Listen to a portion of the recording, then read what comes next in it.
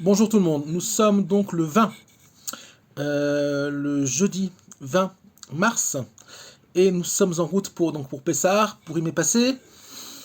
On aurait pu faire des cours sur Purim encore pendant quelques années, mais évidemment on n'a pas le temps, donc c'est pas un cours sur Pessah, c'est un cours sur l'actualité, la paracha, et vous allez comprendre combien nous sommes dans des temps très intéressants, et je vais attaquer tout de suite le sujet puisque l'actualité elle est brûlante en Israël, mais évidemment ce qui se passe en Israël a un rapport et aura aussi on va dire, des conséquences sur le monde entier, comme d'habitude.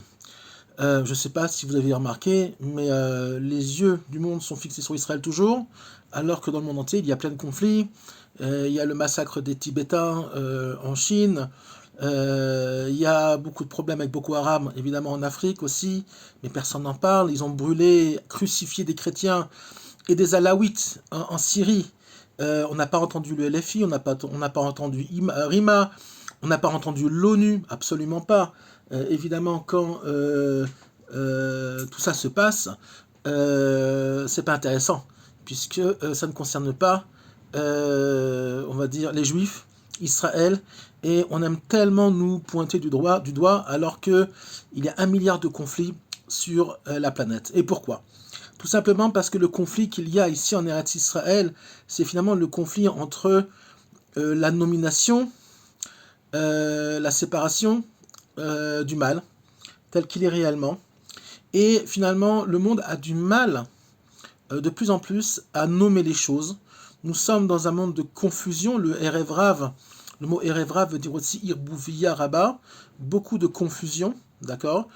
Donc c'est le Erev Rav, c'est ce peuple-là qui est sorti, qui s'appelle dans la Torah Aham. Quand il y a marqué Aham, qu'on parle le peuple, ce n'est pas les Bnei Israël, ce ne sont pas les enfants d'Israël, c'est le Erev Rav, et c'est eux qui vont d'ailleurs engendrer la faute du veau d'or, puisque c'était eux-mêmes, ils étaient tous des Égyptiens. Alors il y avait des Égyptiens d'origine, mais il y avait aussi des Égyptiens de nations différentes, comme les Hyksos, par exemple, qui étaient un peuple sémite. D'ailleurs, ce sont les Hyksos qui ont créé le plus de problèmes au peuple juif. C'est dans les Midrash. Ils ont dit à Pharaon à l'époque, regarde ce peuple-là, le peuple hébreu, ils vont vous faire des problèmes, exactement comme ça se passe actuellement aujourd'hui en Europe, où finalement c'est un autre peuple, à savoir les peuples venus d'Afrique du Nord, ou même du Moyen-Orient, qui pointent les Juifs comme étant la source de tous les soucis.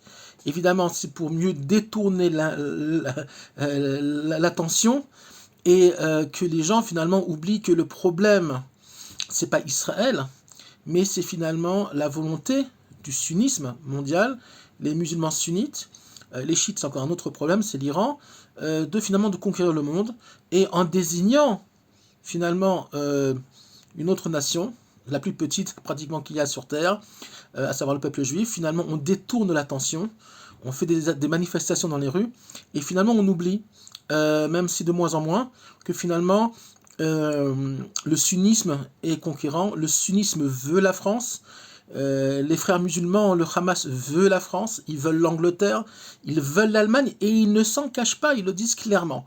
Mais beaucoup de partis ont les yeux fixés sur Israël, c'est une obsession, et on voit bien que cette obsession-là, elle est surnaturelle, c'est pas normal. Il y a tellement de problèmes, par exemple pour prendre l'exemple de la France, il y a tellement de problèmes en France, ok, économiques, bancaires, etc., et puis évidemment avec tous les migrants, que finalement c'est tellement plus facile de faire l'autruche et d'aller regarder, non pas dans un trou, comme fait l'autruche, mais de regarder ailleurs, puisque les vrais problèmes, on n'arrive pas finalement à les résoudre, parce qu'on n'a pas le courage de les résoudre comme Israël fait actuellement. Le mal a un nom, aujourd'hui, c'est le nazi-islamisme. C'est un problème qui ne touche pas que Israël, c'est un problème qui touche les nations qu'on peut appeler libres. Il y en a qui ont déjà baissé les bras, d'accord. Alors une partie des Européens, pas tous. Il y a un réveil aussi en Europe. Il y a des gens qui commencent à se réveiller. Il y a des gens qui sont réveillés depuis longtemps. Mais le réveil est très dur. Pourquoi? Parce que les dégâts, sont énormes. Et comment s'en sortir va être du domaine, on va dire, de l'exploit, du courage, si c'est possible encore aujourd'hui. Donc finalement, ça, c'est un souci qui ne nous concerne pas directement, indirectement quand même, puisque on nous embête à l'ONU du matin au soir. Hein, l'ONU est tellement pressée à chaque fois de pointer Israël du doigt, mais ils n'ont pas parlé de la souffrance des gens qui ont été kidnappés le 7 octobre, qui ont été assassinés, les enfants assassinés. D'accord, on n'oublie jamais que c'est le Hamas qui est rentré le 7 octobre en Israël. Et ils ont massacré, parce que c'est le vrai mot, ils ont pas, c'était pas une guerre, ils ont massacré pour massacrer, ils ont volé, ils ont pillé dans les maisons, d'accord? Et ils ont pillé pas que du matériel, ils ont pillé aussi des gens, ils les ont ramenés avec eux. Alors il n'y a pas que des, on va dire, des terroristes, parce que ce ne sont pas des combattants, des terroristes du Hamas, mais aussi des Gazaouis, ce qu'on appelle des civils, qui sont rentrés à mobilette, à pied, sur des tracteurs, et qui ont pris, ici et là, aussi des jeunes femmes, comme esclaves sexuels, comme esclaves pour la maison tout court, et puis l'un et l'autre ensemble. Et elle va aller savoir, puisqu'il y en a beaucoup qui ont disparu, on sait qu'il y a à peu près une vingtaine de kidnappés, d'otages, dont on ne sait pas, même le Hamas ne sait pas ce qu'ils sont devenus. Tout simplement pourquoi? Parce qu'ils n'ont pas été kidnappés par le Hamas, ils ont été kidnappés ou par d'autres groupes terroristes qu'il y a à Gaza, ou tout simplement des civils terroristes. Et allez savoir ce qu'ils en ont fait, s'ils sont vivants, s'ils ont été vendus, que Dieu préserve, en Égypte, en Iran ou ailleurs, pour des grosses sommes. On ne sait pas du tout ce qu'ils sont devenus. Il y a à peu près 20-25 personnes. On n'a pas idée de ce qu'ils sont devenus. Le combat d'Israël n'est pas un combat uniquement face au terrorisme islamique, mais aussi un combat intérieur, un combat d'idées qu'il faut mener avec beaucoup de délicatesse et en même temps beaucoup de fermeté.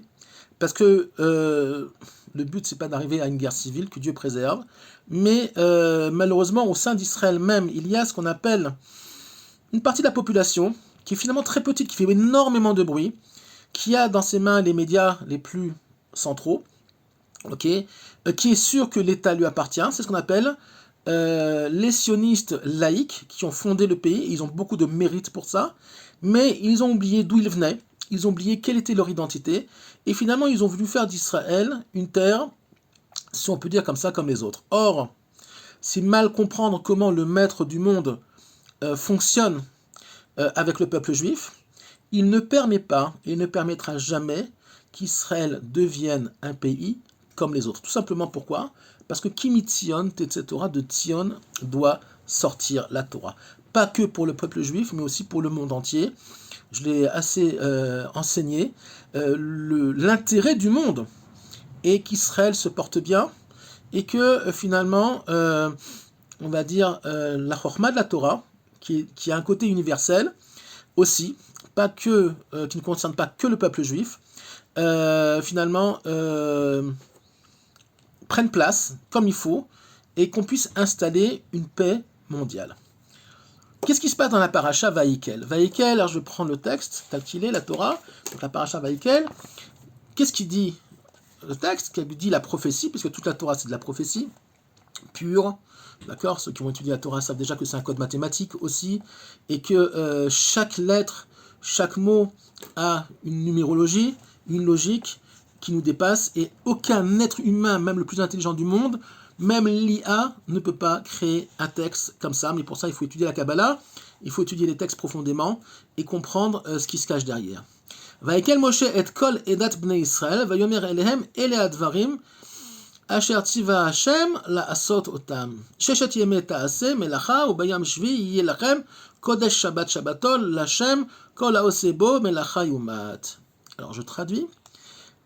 Moshe rassemble finalement, et là on va toucher un point très important.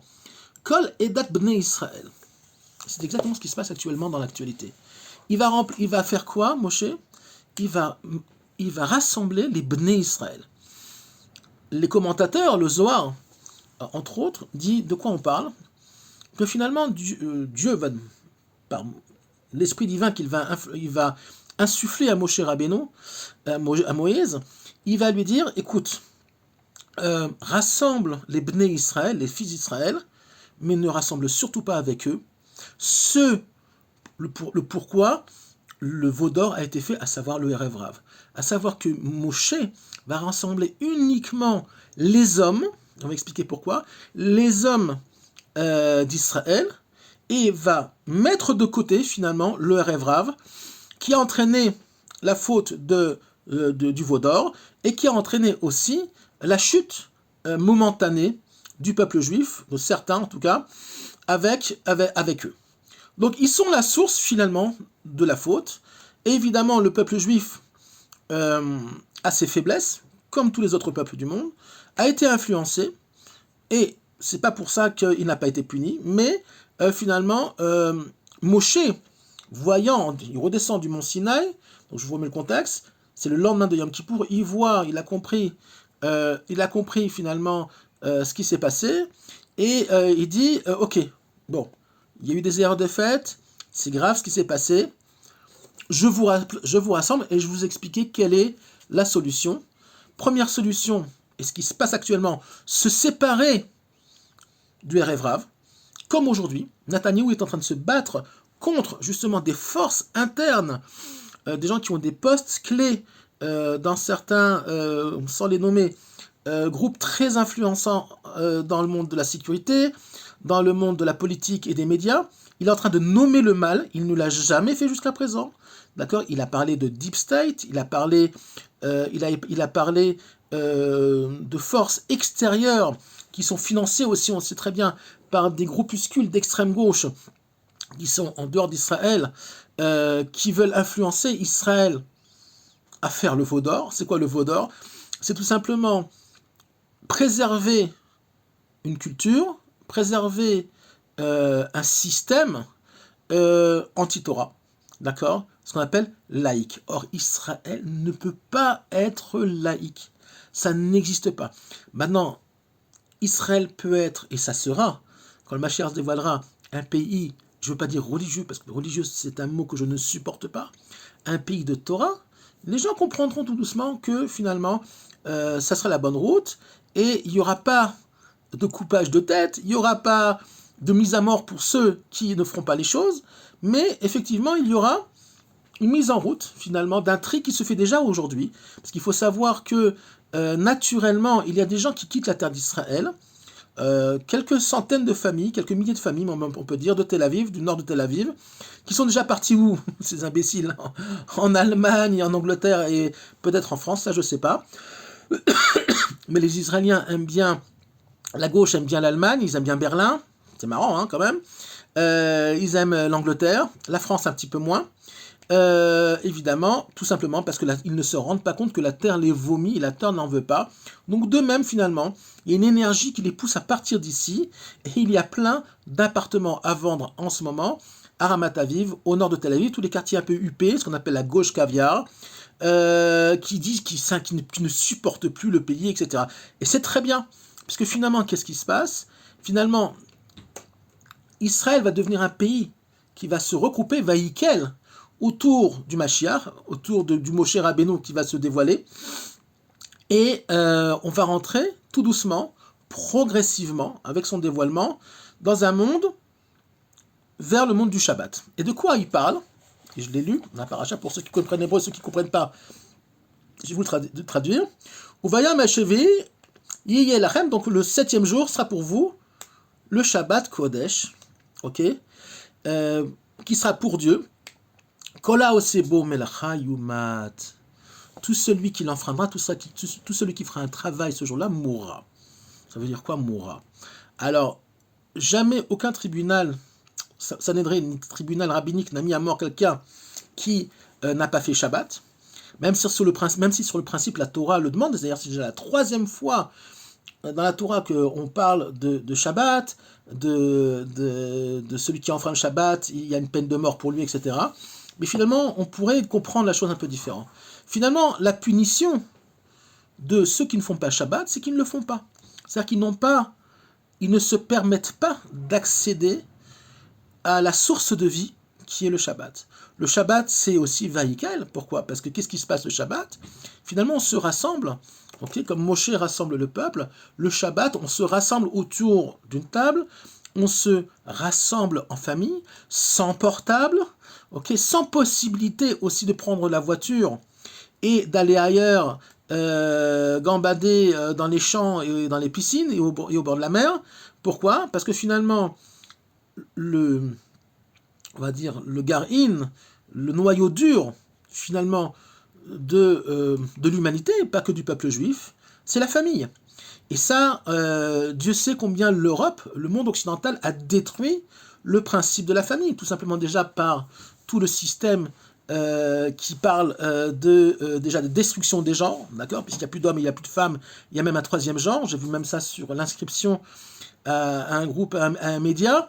On m'a demandé si j'étais un homme, une femme ou autre chose. Donc vous voyez bien que même c'est déjà très installé dans la culture occidentale et c'est une catastrophe. Or le Shabbat, c'est justement aussi le retour la reconnexion on va dire, à l'éparpillement des familles lors de la semaine, autour d'une table, on mange ensemble, on parle de Torah, on rigole, on raconte des blagues, on joue avec les enfants, on s'occupe d'eux, et on s'occupe de soi-même, on s'occupe de sa femme, on a plus le temps d'être avec sa femme, son mari, etc. Et finalement, c'est le noyau dur de 25 heures, donc Shabbat c'est 25 heures, où finalement on puise les forces justement pour pouvoir tenir le coup, si on peut dire comme ça, lors de la semaine, avec tous les soucis, tous les aléas du monde de la matière, à savoir le travail et tout ce qu'il y a autour du travail, évidemment, faire des courses, etc. Donc finalement, faire ce qu'on a à faire chez le médecin, chez le dentiste, je sais pas, chacun a à faire beaucoup de choses dans sa vie, et finalement on le fait la semaine, le Shabbat, il n'y a plus rien, il n'y a plus rien, il y a surtout le tout, à savoir on se reconcentre sur soi-même, et surtout on laisse rentrer Dieu ouvertement, plus clairement dans sa vie. Donc finalement, la mort n'est pas qu'une mort physique, la mort est aussi une mort spirituelle, puisque il y a une expression qu'on dit dans le Kiddush, Shabbat va'inafash, ça veut dire le mot nefesh, en hébreu veut dire aussi nofesh, à savoir Shabbat est un jour on va dire de vacances, si on peut dire comme ça, de tranquillité, nofesh, ok, mais aussi de nefesh, à savoir nefesh, c'est l'âme, c'est la partie basse de l'âme, mais c'est la partie finalement qui est liée, qui est connectée ouvertement au monde de la matière. Donc finalement Shabbat, c'est aussi bien le monde si on peut dire des vacances, si on peut dire comme ça, vacances du monde de la matière, réellement, on se coupe, et aussi de l'âme, on rentre finalement, on se reconnecte à son âme le 7e jour. Il faut comprendre une chose, c'est que ce qui se passe actuellement en Israël, et il y a un grand retour dans le peuple on va appeler ça un grand retour identitaire, d'accord? Un grand retour au niveau du Shabbat. Il y a de plus en plus de gens qui font Shabbat en Israël. Alors d'un côté, il y a des gens qui partent, et des gens même qui lâchent, parce que ils ont pris, si on peut dire comme ça, le bon Dieu pour un distributeur de billets. Si je fais ça, eh ben, je veux forcément de l'argent, je veux forcément la santé, alors que tout ça n'a rien à voir. Même si le Shabbat est la source de bénédiction, encore faut-il comprendre ce que ça veut dire la bénédiction, d'accord, la source de bracha, mais je ne peux pas tout dire dans un cours d'une demi-heure, mais finalement, les gens sont en attente. D'accord, on dit Marbet Sipiot, Marbe Arzavot. Beaucoup d'attentes, finalement, il y a beaucoup de déceptions. Pourquoi? Parce que finalement, l'homme est complètement happé par le monde d'en bas. Déjà, le fait que l'âme rentre dans un corps, d'accord, c'est déjà on va dire un traumatisme pour l'âme qui est dans des mondes supérieurs, tranquilles, près du divin, et finalement on la rentre dans un corps qui est lourd, dans un corps qui doit aller travailler, qui a des soucis. Même les gens les plus riches du monde, ils ont leurs soucis, d'accord. Combien je vois là où je travaille à l'hôpital des gens, et j'ai même vu un type qui est venu en Rolls, il y a très peu de Rolls en Israël, mais il y en a une Rolls blanche qui est venue même de Natania, et sa femme était apparemment souffrante, et même ces gens-là, évidemment, ils ont leur souffrance comme tout le monde, et même que tu sois riche, que tu sois pauvre, tu termines bouffé par des vers dans 120 ans. Donc ça, il faut jamais l'oublier.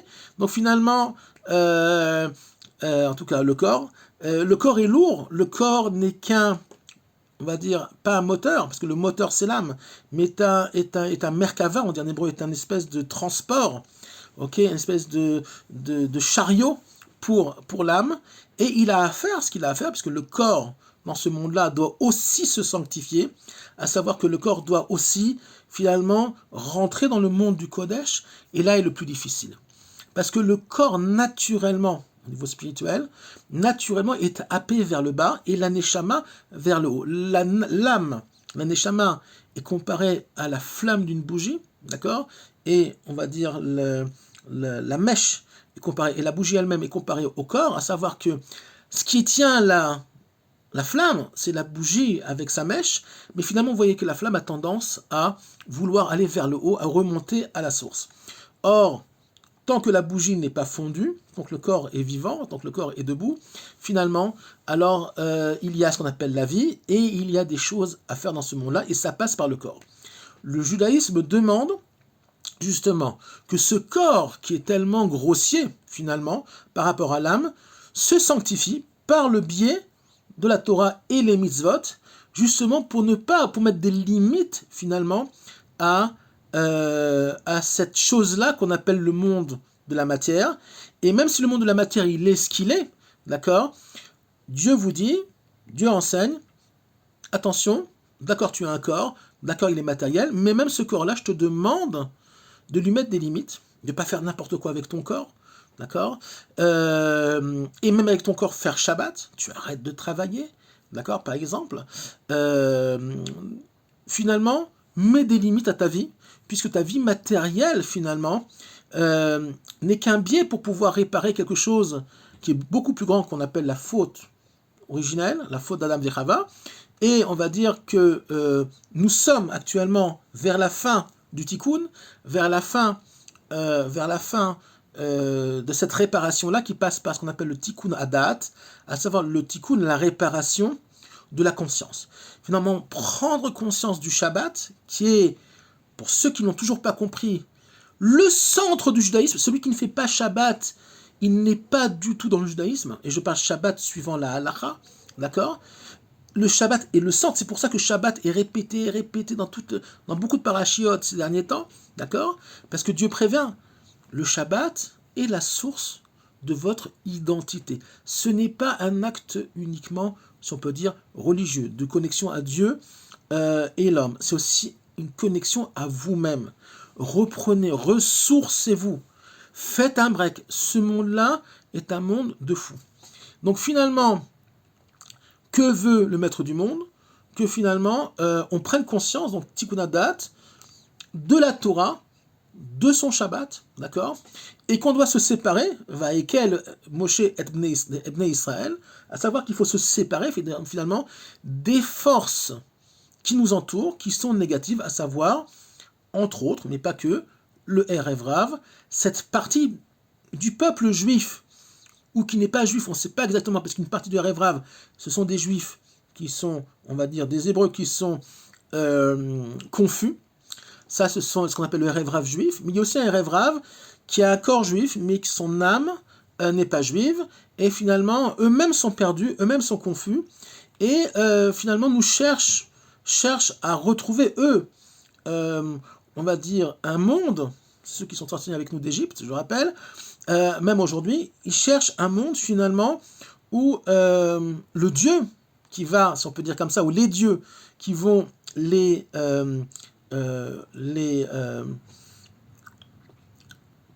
mettre, on va dire, dans une idéologie qui va les, qui va les satisfaire. Ce sont des dieux, si on peut dire, de la matière, les dieux du ce qui a été hier sera aujourd'hui, ce qui est aujourd'hui sera demain. Ce qu'on appelle les ergelim aussi, à savoir les habitudes, le fait de tourner en rond. Moi, ça me plaît comme ça. Le monde, je le veux comme ça. Moi, je crois dans le corps uniquement, dans l'homme, et finalement, métro, boulot, dodo, ça me va très bien, je gagne de l'argent, je pars en vacances, et pour moi, ma vie, ça va s'arrêter là. Dieu, c'est peut-être loin, même si j'y crois à moitié, et puis de toute façon, il a créé son monde, il s'est barré, et moi, j'y crois qu'à moitié. Voilà, en tout cas, je crois en Dieu, beaucoup y croient en Dieu quand même, mais ils ont une conception du divin qui n'est pas juive, et qui n'est même pas monothéiste. D'accord? Puisque c'est, on va dire, la religion du monde d'en bas, la religion du monde de la matière, ce qu'étaient les Égyptiens. Donc finalement, C'est de ça qu'on doit se séparer. C'est ça la guerre qu'il y a actuellement en Israël, et pas que en Israël, mais même les nations du monde, il y a des nations qui sont en train de se réveiller, comme les États-Unis, une partie des Américains, pas tous non plus, une partie des Européens aussi. En Inde, ils ont moins de problèmes identitaires, ils sont dans leur truc, ils sont dans leur paganisme, mais ils ont moins de problèmes identitaires. Dans l'islam, il n'y a pas de problème identitaire. Bien au contraire, il y a une conscience identitaire qui est tellement forte qu'ils veulent envahir le monde. Et ils veulent absolument qu'on prenne, qu'on se connecte à leurs croyances. C'est ce qu'on appelle le salafisme, ce qu'on appelle l'islamisme, à savoir que le monde entier doit être musulman. Donc finalement, nous sommes donc dans un combat identitaire, tous autant qu'on est. Israël, et on va dire aussi le monde occidental, puisqu'Israël n'est pas le monde occidental. Israël est une identité en soi qui est un mélange finalement d'Occident et, si on peut dire comme ça, même pas un mélange d'Occident d'autre chose, sinon c'est une identité en soi qui contient un peu toutes les identités et en même temps encore autre chose. Mais finalement, chacun, c'est ce que la Torah dit, chacun va devoir retrouver son identité à la fin des temps. Les 70 nations du monde, pas les 70 pays, les 70 nations du monde doivent retrouver leur identité, se mettre ensemble, d'accord, s'accepter les uns les autres tels qu'ils sont, et ne pas dire que moi je veux que, moi je suis musulman, je veux que Monsieur Dupont, qui habite à Biarritz, devienne aussi musulman. Non, c'est pas ça, d'accord, c'est que chacun va exprimer finalement de façon réparée, quand le Mashiach se dévoilera, sa connexion au divin, sa connexion au maître du monde. Ça va passer par aussi, on va dire une forme de destruction des religions en place, à savoir le christianisme et l'islam, d'accord, elles vont disparaître, mais pas en tant qu'identité nationale, pas en tant qu'identité profonde, mais juste, on va dire, ce qui n'est pas correct, ok, ce qui est, on va dire, ce qui a été tordu avec l'histoire, à savoir, par exemple chez les chrétiens, la Trinité, que Dieu peut se faire chair, etc. Il y a déjà eu des schismes chez eux, puisqu'il y a eu les protestants et les catholiques, et même chez les protestants, il y a plusieurs courants, et même chez les chrétiens, il y a les chrétiens d'Orient, les chrétiens orthodoxes de Grèce, de Russie, etc. Donc après, il y a des nuances, évidemment. Mais finalement, le christianisme qui reste encore avec beaucoup de paganisme romain, de culte statuaire, vous n'avez qu'à voir en Espagne combien de cultes statuaires il y a encore autour on va dire de ce culte qu'on appelle le christianisme. Il est assez effrayant. Et puis il y a des vierges de toutes les couleurs, d'accord, suivant les pays. Donc finalement, on voit bien qu'il y a un problème. Ce problème va être résolu, puisque le Mashiach va parler aux nations du monde, et il va montrer que finalement dans chaque nation, il y a des étincelles de Gdusha, des étincelles finalement de divin partout, dans toutes les nations du monde, mais ça c'est pas très évident toujours de le comprendre, d'accord. Il va relever, il va monter toutes ces étincelles-là, il va expliquer que finalement, ce qui est juste chez vous, c'est ça, d'accord. Vous avez aussi, puisque vous êtes aussi des enfants d'Adam Arishon, donc il y a des étincelles chez vous qui sont justes, c'est à ça que vous devez vous connecter, et pas aux influences qu'il y a eu par rapport à l'histoire spirituelle du monde, et à ça vous allez vous reconnecter. Et les gens vont se reconnecter, les peuples vont se reconnecter, donc finalement, à ce qu'ils sont vraiment, d'accord. Et là, le monde va aller, en tout cas ceux qui pourront survivre, et ceux qui seront les justes des nations, se mettront avec Israël, et viendront au troisième temple, d'accord, à Jérusalem, prier et se connecter au maître du monde qui va se dévoiler, non pas tel qu'il est, puisque c'est impossible, sinon le monde brûlerait, d'accord. Le maître du monde ne peut jamais se connecter au monde de façon directe, mais on va dire que beaucoup d'écrans vont sauter, beaucoup de lourdeurs dans ce monde-là vont sauter, et on va pouvoir se connecter, reconnecter, on va dire, de façon claire, de façon plus juste, et même, je vais même dire quelque chose peut-être qui ne va pas plaire aux gens, aux juifs en tout cas, même la Torah que nous avons actuellement, c'est une Torah encore d'exil partiellement. Il y a déjà des réveils qui se font dans le peuple juif, puisque il y a des gens qui sont en train de prendre conscience de ce que c'est la Torah réellement, d'accord? Mais il y a encore beaucoup de gens qui font de la Torah que de la religion, donc ça ne les dérange pas d'être juifs religieux à Paris, alors que c'est une aberration dans le judaïsme, puisqu'on sait très bien que la Torah, telle qu'elle est, ne peut être révélée, exprimée que sur la terre d'Israël, d'où on le sait, dans Akedat Yitzhak, quand la paracha où Abraham Dieu va lui demander de faire le sacrifice de son fils, ce qui était une aberration aux yeux d'Abraham, et qu'on ne va pas comprendre pourquoi Dieu lui demande ça, mais finalement c'est Dieu qui se joue d'Abraham pour voir jusqu'où il est capable d'aller, finalement il n'y aura pas de sacrifice évidemment, Dieu va lui dire, va la makom azé, hamakom, il va lui montrer hamakom. Hamakom c'est l'endroit, en hébreu la traduction ça veut dire l'endroit, mais hamakom c'est aussi un des noms de Dieu, d'accord? Et finalement, hamakom azé c'est quoi? La Torah, les maîtres d'Israël enseignent que c'est Jérusalem. À savoir que Jérusalem va devenir le centre du monde spirituel. C'est pas pour rien que les Arabes et les chrétiens se sont battus pendant des centaines d'années autour de Jérusalem, d'accord, aujourd'hui encore. Et finalement, de là-bas va sortir finalement ce qui est juste pour le monde, ce qui est juste pour les Juifs aussi, pour les Hébreux aussi, en tout cas ceux qui voudront se reconnecter et qui ne vont pas faire l'immense erreur, comme il y en a qui sont en train de la faire actuellement, de dire je peux être juif et français ou juif et américain. Pourquoi? Parce que le monde est en train de changer, le monde est en train de se restructurer et l'histoire se fera. Peu importe ce que vous pensez, ça n'a aucune importance.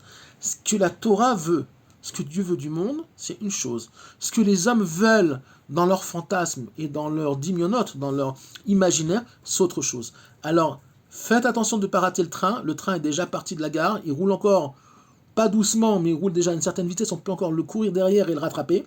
Mais sachez une chose, c'est ceux qui ne monteront pas dans le train à temps, malheureusement, paieront un prix cher, et c'est pas Dieu qui punit. C'est les hommes qui se punissent eux-mêmes pour ne pas faire ce qu'ils ont à faire, suivant qui ils sont et ce qu'ils représentent dans ce monde-là. Voilà, donc ouvrez vos yeux, ouvrez vos esprits, ouvrez vos cœurs, et ne vous laissez pas happer, par ce qu'on appelle vos zones de confort. Je vous souhaite un Shabbat Shalom, et si on peut dire comme ça, avant la fête de Pessah, on a encore 3 semaines, avant la fête de Pessah, une vraie reprise de conscience de ce que c'est la Torah, de ce que c'est le judaïsme, de ce que c'est le monothéisme, et avec l'aide du maître du monde, on arrivera à ce qu'il faut, comme il faut. Il y a une guerre avec l'Iran il va y avoir une guerre avec l'Iran, quand je ne sais pas, mais c'est en route. Le Yémen va disparaître, le Hamas va disparaître, et tous les ennemis d'Israël seront vaincus. J'espère que ça ne nous coûtera pas trop cher, d'accord? On a déjà toutes les nations du monde qui s'excitent autour de nous, mais on a l'habitude. Ça fait 3500 ans qu'on s'excite autour de nous, qu'on essaye de nous empêcher d'être, de nous empêcher de faire ce qu'il y a à faire, chacun suivant les intérêts qu'il a évidemment, mais à bon entendeur, qui peut se battre avec l'Éternel?